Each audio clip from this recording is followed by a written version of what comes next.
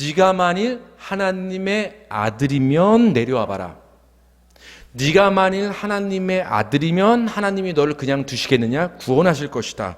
십자가에 매달리신 예수님을 향한 이 조롱과 굉장히 비슷한 장면이 마태복음 초반부에 나옵니다. 네가 하나님의 아들이거든 돌덩이가 떡덩이가 돼서 한번 배를 채워봐라.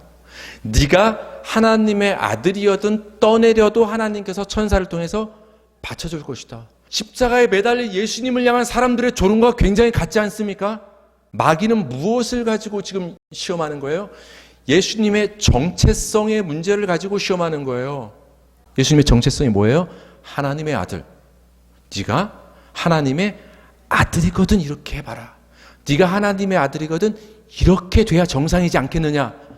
하나님의 아들이라는 그 예수님의 정체성을 가지고 마귀는 유혹하는 거예요. 지금도 마귀는 어떻게 우리를 시험하느냐? 성도와 교회의 정체성 문제로 우리를 실험하고 조롱한다라는 거예요. 네가 하나님의 자녀이면, 네가 하나님의 성도이면 어떻게 그런 고난을 받을 수가 있느냐? 네가 하나님의 자녀인데 어떻게 믿지 않는 사람들보다 가난할 수 있느냐? 하나님의 자녀이면 당연히 믿지 않는 사람보다 더 부유해야 정상 아니냐? 어떻게 아프고 병들 수 있느냐? 하나님은 능력이 있는 분인데 그 자녀들을 아들을 그냥 저렇게 내버려 두지는 않을 텐데 그 지난날 마귀가 예수님을 조롱하던 시험하던 그 목소리와 똑같은 소리로 오늘날 우리 성도의 정체성을 가지고서 마귀는 우리에게 다가와서 우리를 시험한다라는 거예요.